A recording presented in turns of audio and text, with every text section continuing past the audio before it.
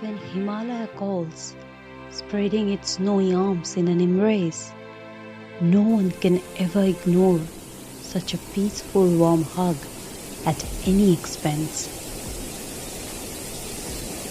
Once you have the taste of supreme Himalayan beauty, you will always look for your way back to it.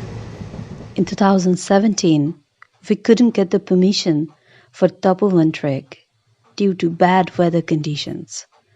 We were heartbroken. All we needed was just a second chance, and we finally got one this year. After 27 hours prolonged train journey, we finally reached Haridwar.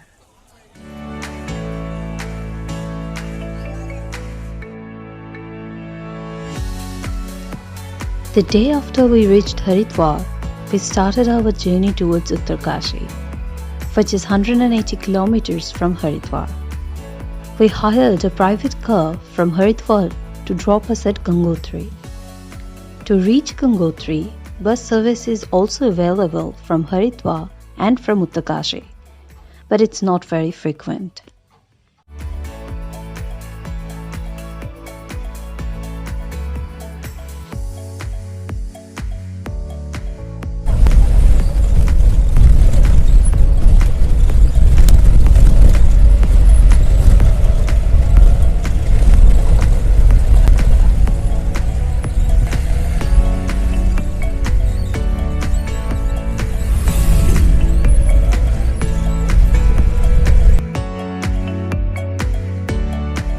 Uttarakhand offers great scenic beauty, and we stopped our car to gape at it. On our way to Uttarkashi, we joined a waiting procession for a few minutes. As we drove towards Uttarkashi, the bright sunny day turned into a cold rainy day all of a sudden. Tiny raindrops on the glasses blurred the scenic beauty. As our car was speeding uphill, penetrating the heart of dark clouds that almost touched the roads, we experienced what it feels like to be in the mountains during heavy rainfall.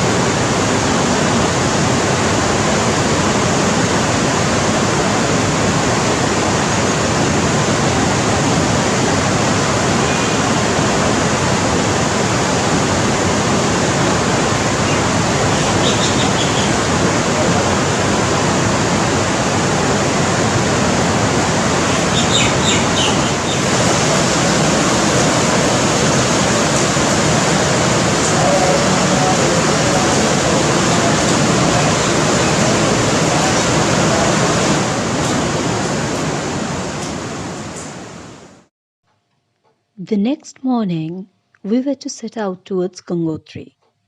The distance from Uttarkashi to Gangotri is only 99.5 kilometers. We knew it's not going to be a very long drive. And to be honest, we couldn't wait anymore to be there. So we started packing.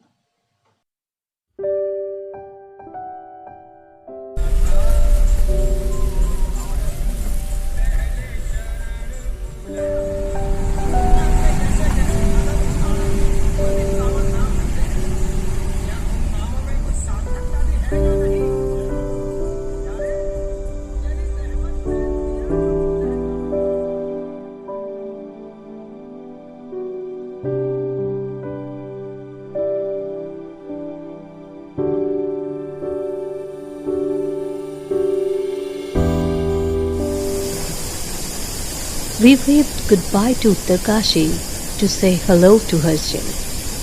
Harshil is a village in a valley situated on the bank of the Bhagirathi River, at the confluence of the Jalandhari Ghat and the Bhagirathi, at the foot of the mountain that lies at the head of the Bashpa Valley.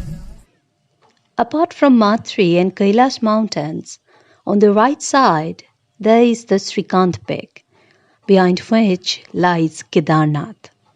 And in the rear there is Bandarpunj. The hamlet is also known for its natural environment and apple production. It is a base camp of the Garhwal Scouts and Indo-Tibetan Border Police. Despite being a small army area, it is very important because of its nearness to China border. Over the years, a small number of Jads, an ethnic group of the Bhutia, have settled here, and they speak a language that closely resembles Tibetan. A local legend says that Harshil got its name because the rivers Bhagirathi and the Jalandhari once had an argument about which was more important. Lord Vishnu, also known as Hari, was asked to intervene. He turned himself into a great stone, a Shila, and absorbed their anger. Even today, after Hari Shila or Harsil, the waters of the two rivers become a little less turbulent. After a brief halt at Harshil, we were moving towards Gangotri. But the weather was deteriorating. It started raining again. As far as we could see from our car, a fresh layer of snow covered the mountain tops. Unfortunately, when we finally reached Gangotri, Sudarshan Parvat, along with Bhagirathi sisters, completely disappeared behind fog. Much to our displeasure, it started raining heavily later in the evening. But amidst all these discomforting events, we were lucky to get our permission for Gaumukh trek.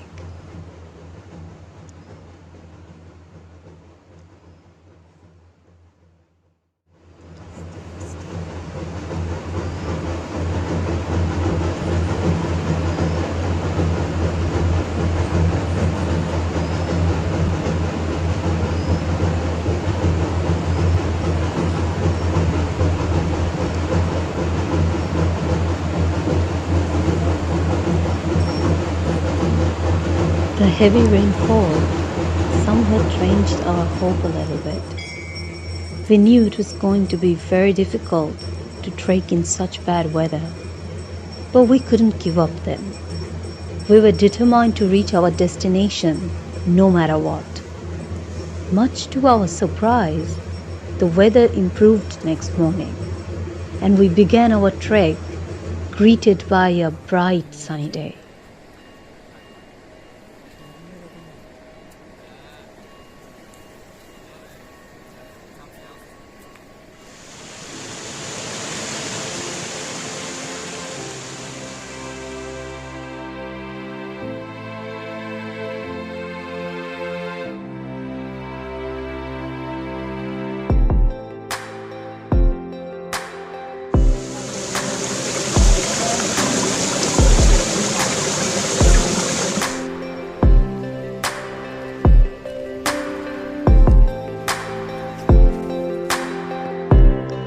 Soon, we reached the checkpoint of Gangotri National Park.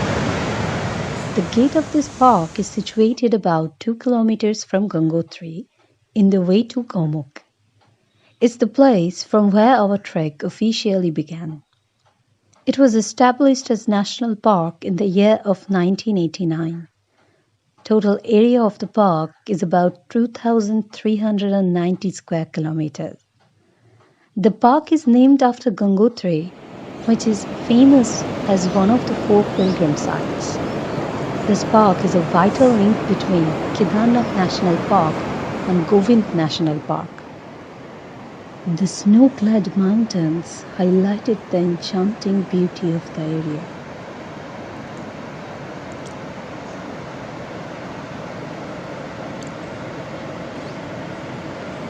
The moment we entered the park, we were awestruck by its majestic beauty of coniferous forests.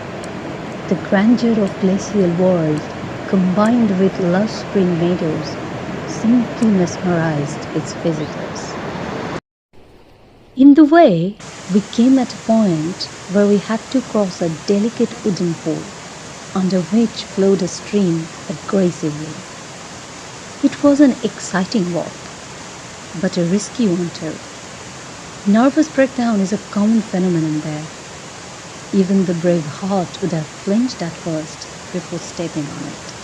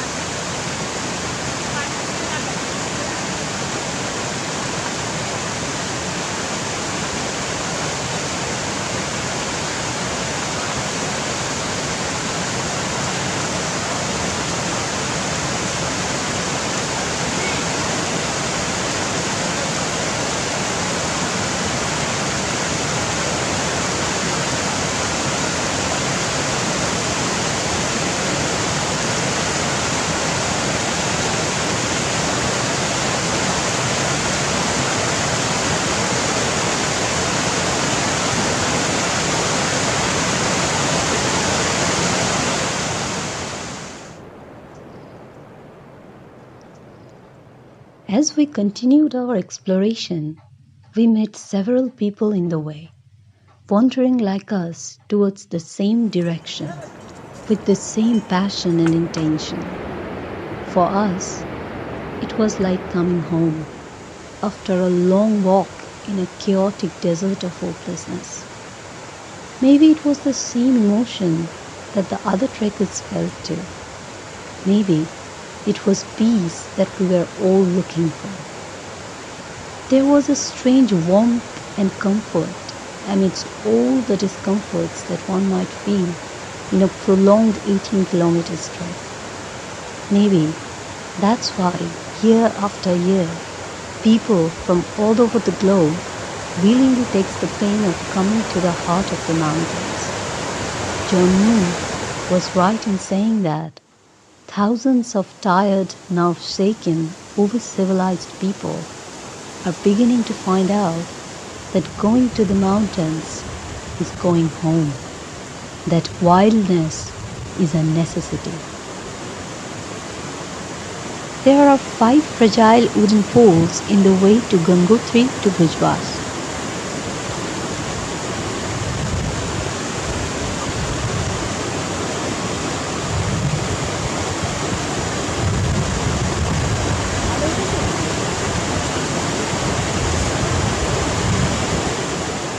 Eye-catching springs in the way and tall, dense green forest filled us with peace and tranquility.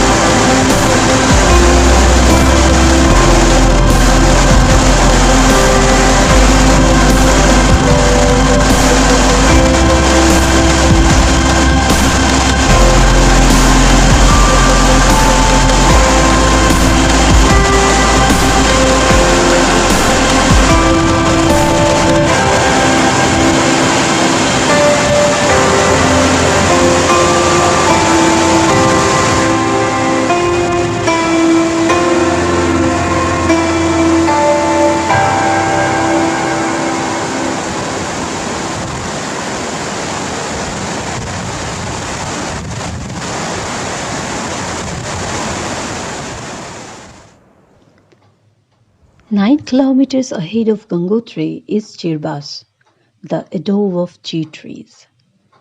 This magnificent place is perched at an altitude of 3,580 meters above sea level.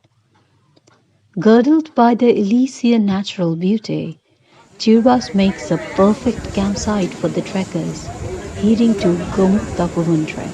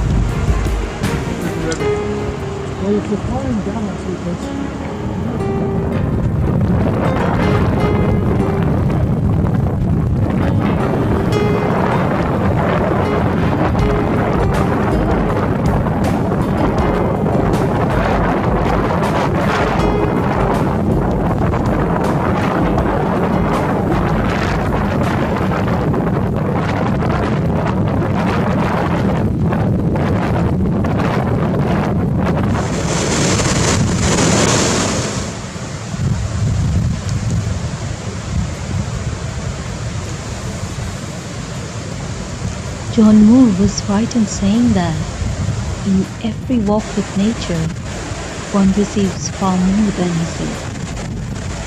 We did too. And what did we get there? A lesson of a lifetime. As Auntie Andrews said, everybody wants to reach the peak, but there is no growth on the top of a mountain. It is in the valley that we slog through, the last grass and rich soil, learning and becoming what enables us to summit life's next peak. Himalaya teaches us to be humble. Standing at the foot of magnanimous mountains, one can't help feeling how small we are. Yet at the same time, it makes us aware of our existence, our potentials. We could hear each beating of our heart in the silence of the mountains. We could feel the thrill in our veins. What could make us feel more alive than that? Our life depends on every step we take in the mountains. That teaches us to have patience and to be cautious. Himalaya is beyond doubt a place where philosophy and beauty merges at its best. We had a great walk with philosophy and eternal beauty as our companion. After 3 kilometers of Chirbas comes the dangerous Gila Pahar, the place well known for its landslides. Here the bharals, a type of mountain antelope, are sometimes seen, but we weren't lucky enough to see them.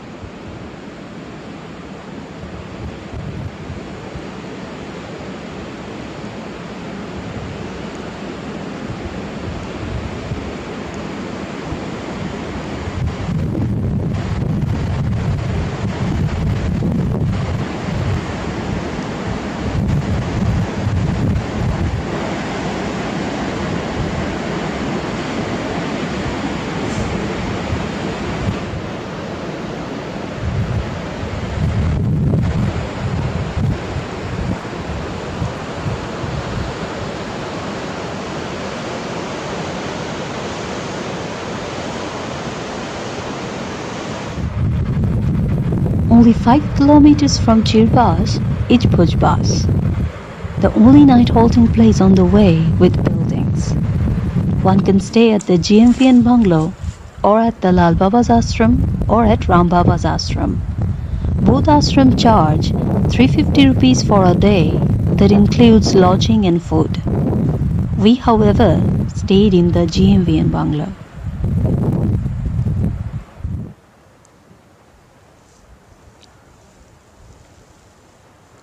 Sky full of stars and the snow-covered mountains shining like white silk in the heart of darkness made the place magical.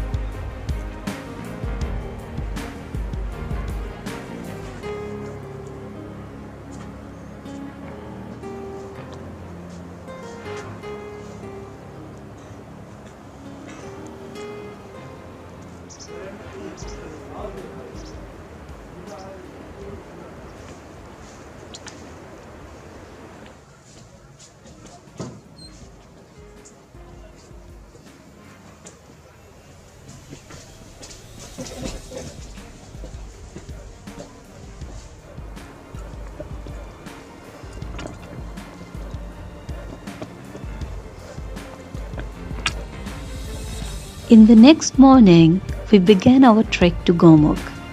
After trekking 4.5 kilometers from Bhujbas, one reaches Gaumukh, the snout of the Gangotri glacier.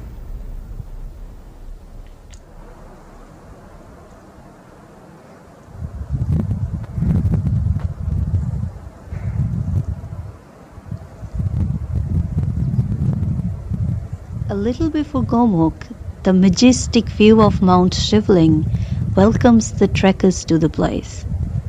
On the trail, no horses are allowed, so one must take preparation to walk on foot. The trek to Tapovan and Nandanvan starts from here.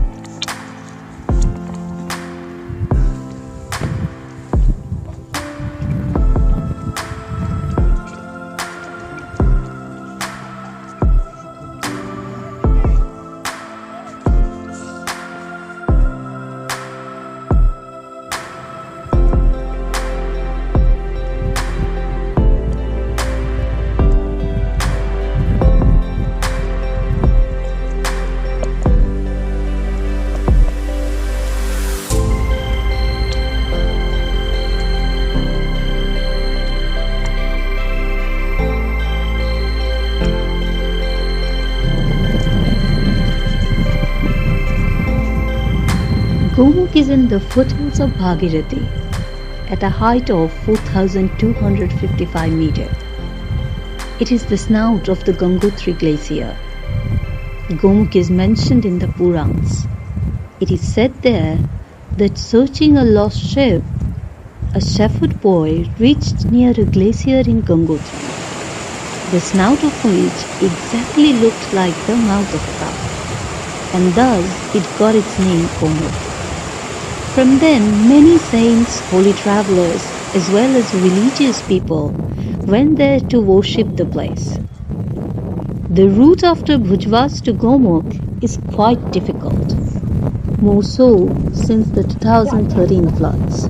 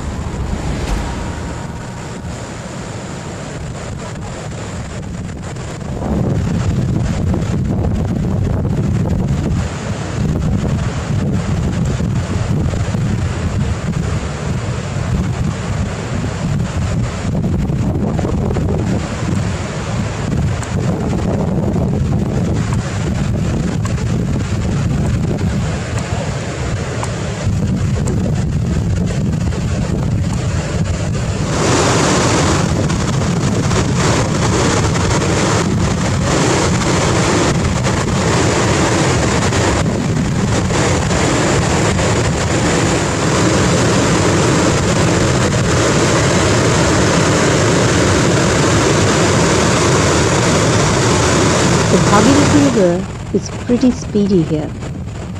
We had to cross a boulder zone to reach a point near the Gaumukh snout.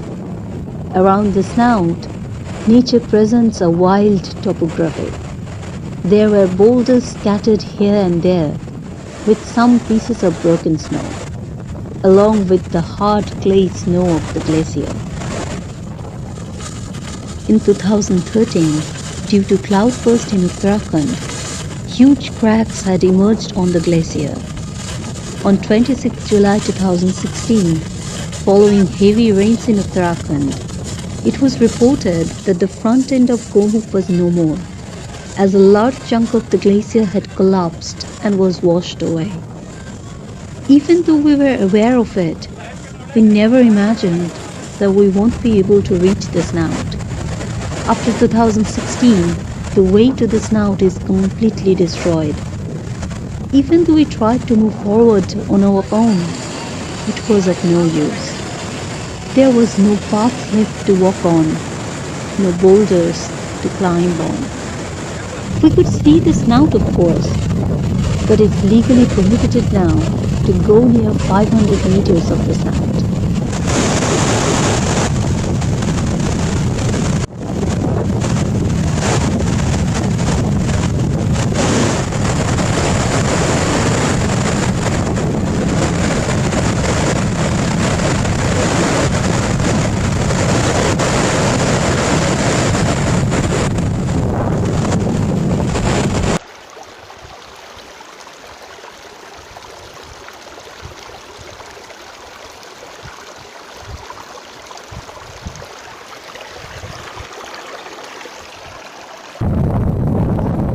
Mother Nature nourishes us with gentle care. But now the human race, in its process of growth, is ignoring and gradually destroying its preserver. Unfortunately, the Gaumukh snout is rapidly moving backwards. According to the modern research, the snout has moved 1 kilometer in just 70 years. It's high time for every one of us to be responsible towards Mother Nature.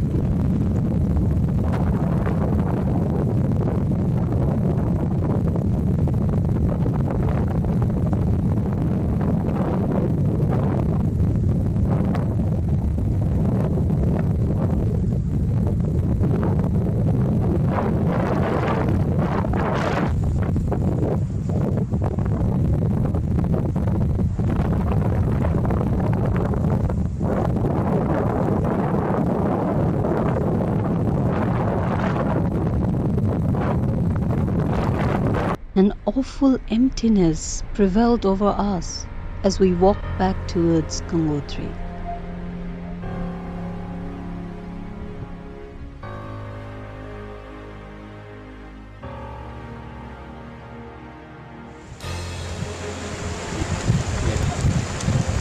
People who are incapable of walking all the way to Gaumukh but possesses the undaunted desire to be there can travel on horseback, but only to Kujbas. The pain of leaving the mountains echoed in our hearts the words of George Simenon, and we silently agreed that the lake and the mountains have become our landscape, our real world.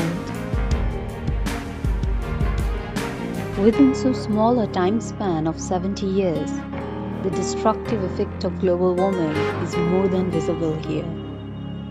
Gaumukh has lost its ancient grandeur. If we really want to release the true beauty of nature, then we must be more responsible and effectively should try to restore Mother Nature's decadence.